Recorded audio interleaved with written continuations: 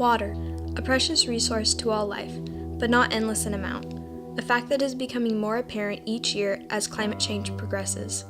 Nature is showing the world that we can no longer overlook the problem of water overusage, as surface and groundwater are both diminishing from droughts across the globe. The idea of a drought is fairly common knowledge, but are the effects caused by droughts known as well?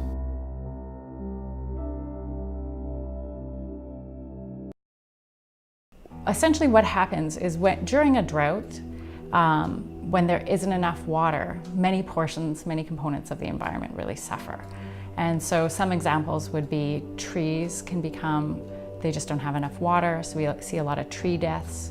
We see a lot of wildfire impacts, forest fires.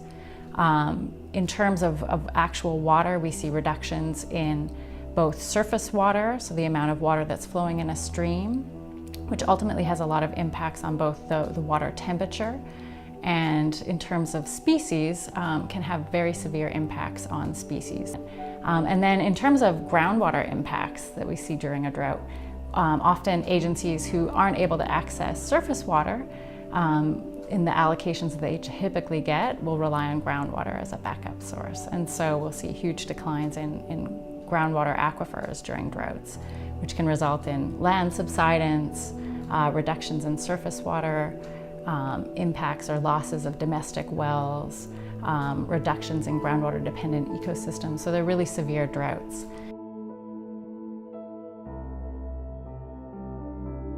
And then ultimately, we'll get some precipitation and the drought will be sort of declared over. But typically that is sort of a short-term respite. And so for the environment, it takes a long time for that recovery to actually occur. And so what that means is that we can still have prolonged periods where trees are still under stress and where groundwater aquifers haven't fully recovered.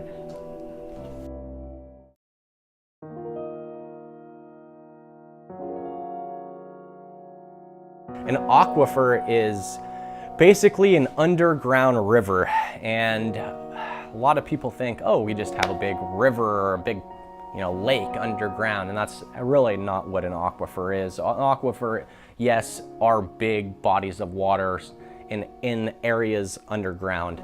Unfortunately, it's not just a big lake. It's mixed in with tiny particles. The percolation rate, it allows the water to go from the surface down into the ground and collect in these big pond areas. It basically is just water filling in between the cracks. It's not a small little pond like you would think. It's, it can be 100 miles or 50 miles, depending on the size of that aquifer, depending on the type of material that's in the ground, depending on how much how much rain is received in that area that year. Yeah, so here in California, groundwater aquifers are particularly important because we tend to receive precipitation throughout the winter and then have long periods during the summer where we don't get any precipitation.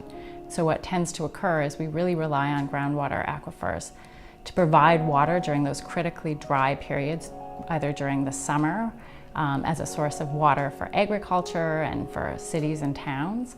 And during prolonged periods of drought, these large underground aquifers provide water over these long periods of drought. So I think one of the challenges in both thinking about groundwater and regulating groundwater is that you can't see it. And so it's often out of sight and out of mind. And so one of the linkages that is particularly obvious that we see when we overdraft groundwater aquifers is subsidence of the land. And so if you pump too much water out of a groundwater aquifer, it can actually, that decrease in pressure within the internal pressure within a groundwater aquifer can cause the land surface to actually drop. And so during this most recent drought, we saw portions of the California Central Valley actually sinking by several feet over the course of a single year.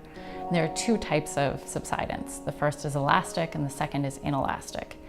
Elastic subsidence occurs on sort of a seasonal basis, and it can recover through time.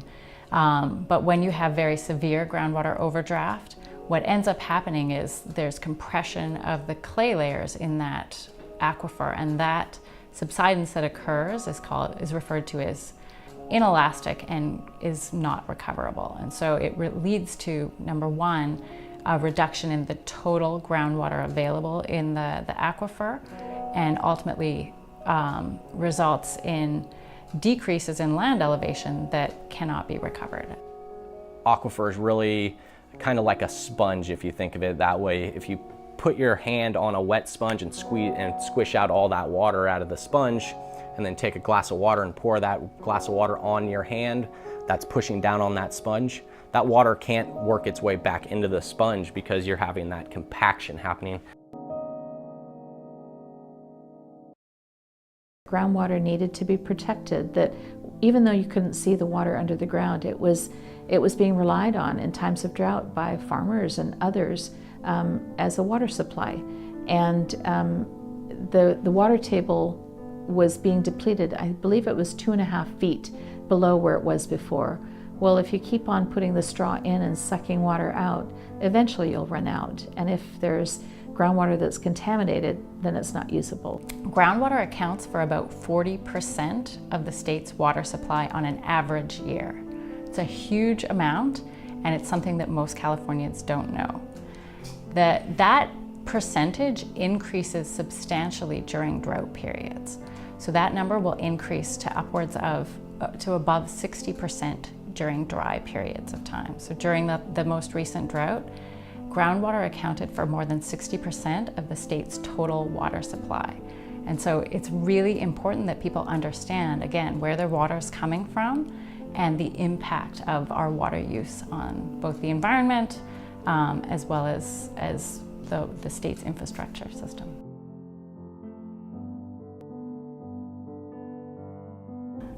Sometimes we just say there's one water, and that's because water cycles through our planet. There's a big kind of global water cycle that we all are 100% reliant on functioning.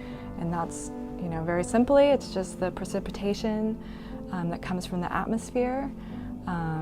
It soaks into our planet, into our Earth. We use it in lots of different ways. And then when we're done with it, it runs off, and then it goes out into the ocean, and that becomes this big pool that just evaporates out and goes into the atmosphere. And so all these water molecules have a chance to mix and integrate, and especially in our oceans, everything is kind of getting mixed together. And so anything that kind of runs off the land with the water will end up influencing the bigger pool of water that exists in our oceans. And some of that will just sit in the ocean and won't be able to evaporate out. But it does affect the big supply that we have in our oceans of water.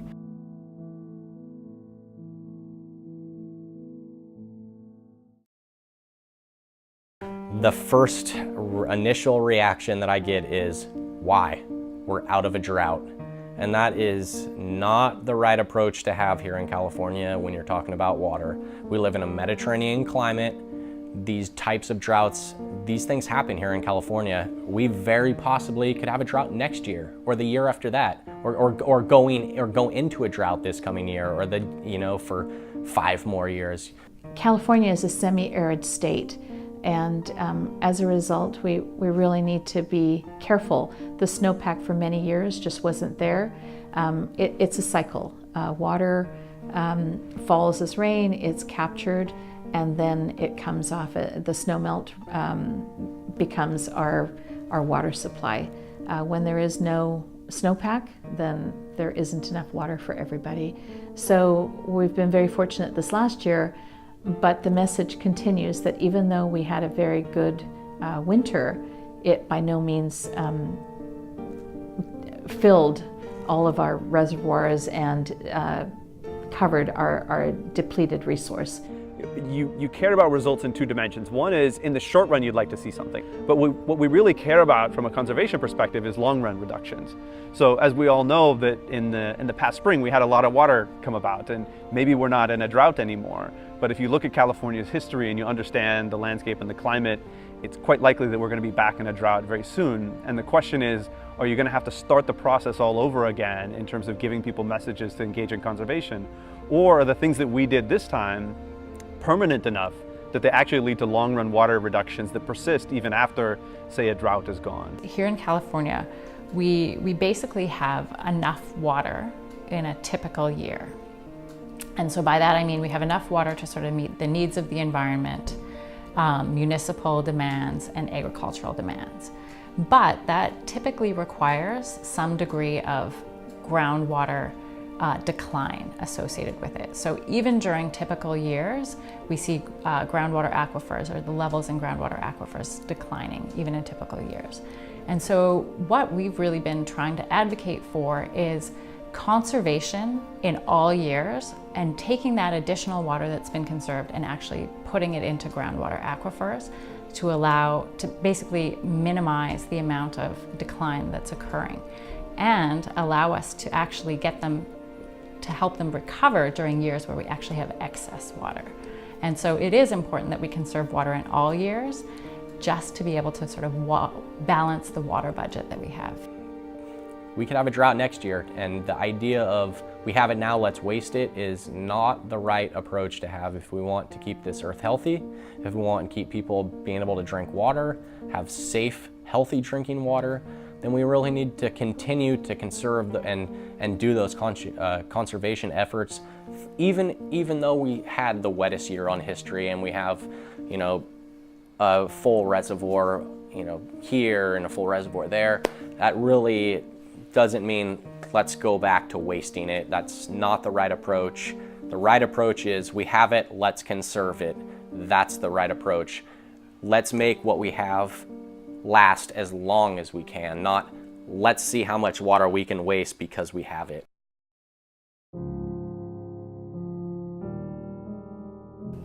So I think probably my biggest concern related to water is how disconnected we are from it.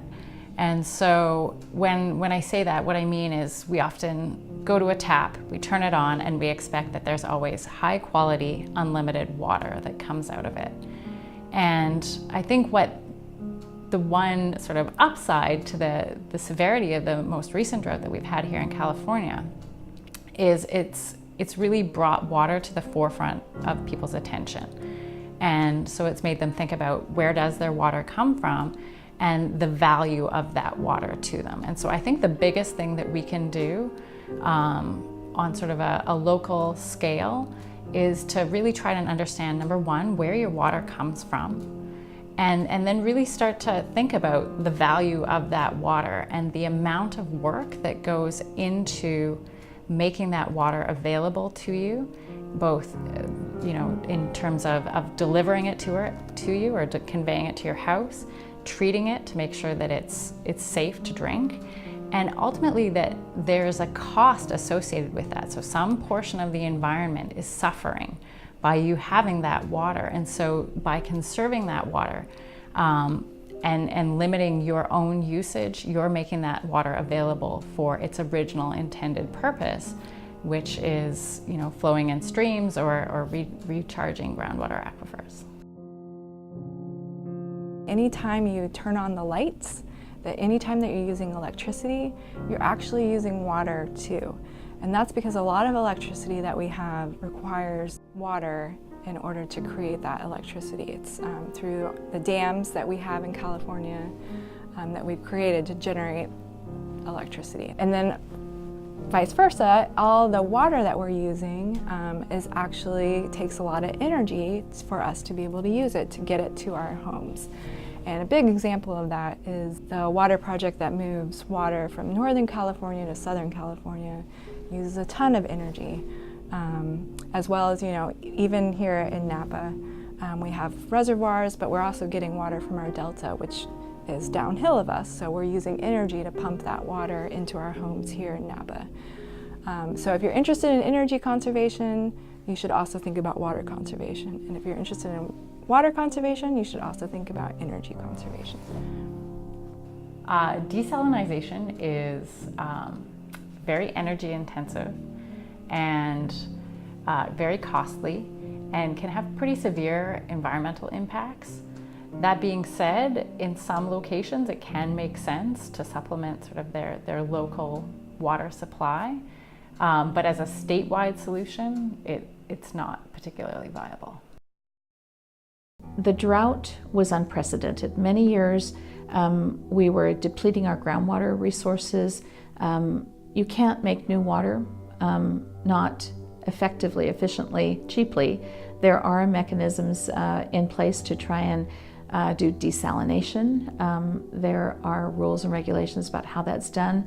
It's gotten a little cheaper, but still, we are faced with a finite resource of water, and we have to protect what little we have, whether it's in the groundwaters, in the aquifers, surface water protection. It all is vital for life.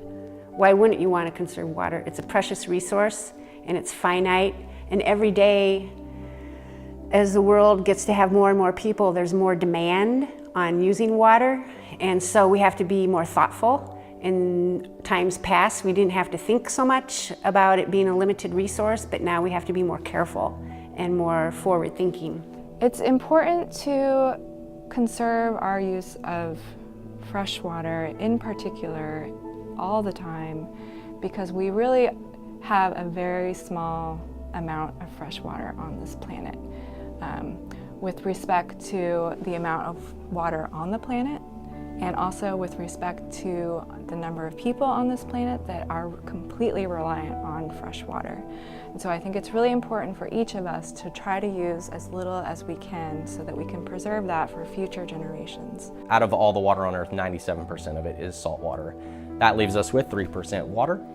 Out of that 3%, 2% of that is locked up in ice caps and locked up in the ground and other places that we can't get. So that only leaves us with 1% of water. And out of that 1% of water, a lot of that, well, some of that is locked up in other areas that we can't use. So it really leaves us with about 0.01% of fresh water on Earth that we can use. So it's very, very important to conserve water, not pollute it, do the best you can with it, because it is the only natural resource that we have that we cannot live without.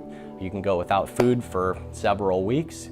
You can only go without water for a couple days. And in some places in the world, a couple hours. There are many countries that just don't have water, and they've learned to conserve. We can too.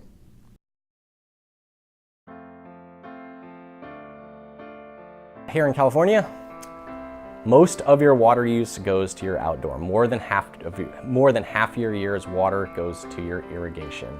The best way to save water, in my personal opinion, is remove your lawn. Here in California, lots of people have lawns. Unfortunately, lawns are not conducive to our weather, our water storage, our soil.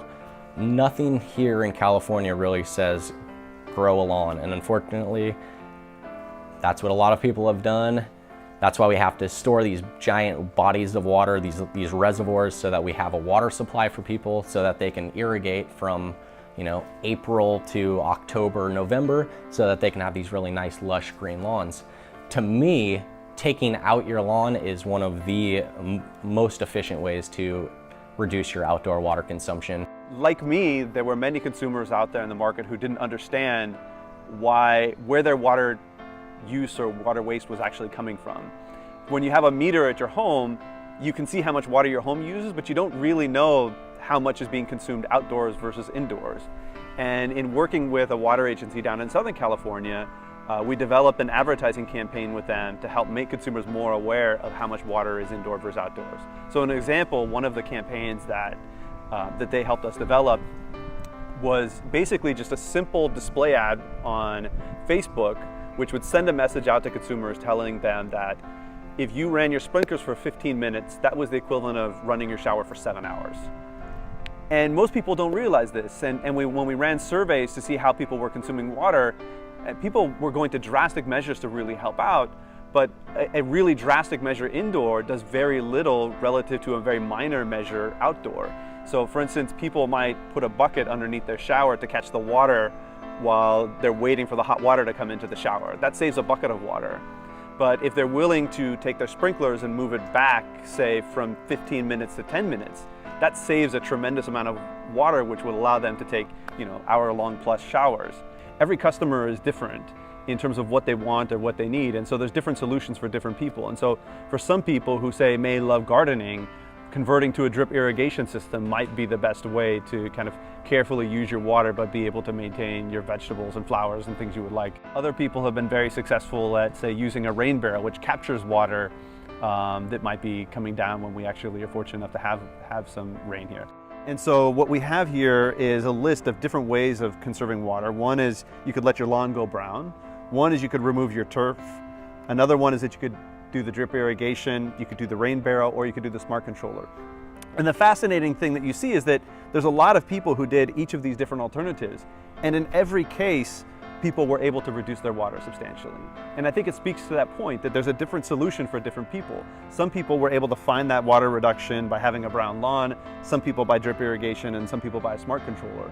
And so I think the most important message is to understand your needs and your wants and find a solution that actually works for you in terms of doing what you can to conserve water. And there's really so many solutions out there, there's probably something that's going to fit for everybody. So thinking about like how long we're running the tap when we're brushing our teeth, when we're taking showers. Make sure your dishwasher is full or your clothes washer is full before you do a load, or maybe put a bucket in your shower and capture that water and go water the garden with it or something. When you brush your teeth, like don't leave the water running if the phone rings. Thinking about what's happening to that water that we run while we're waiting for the shower water to get warm. Make sure your toilet's not leaking, check your toilet yearly. Get involved. We can really think about these machines that we put into our house, like our washing machine, our dishwasher, and we can make sure that those machines are running very efficiently. Read the newspaper, stay in touch with your legislators, learn about the issues as much as possible. Don't run the dishwasher with a half full load.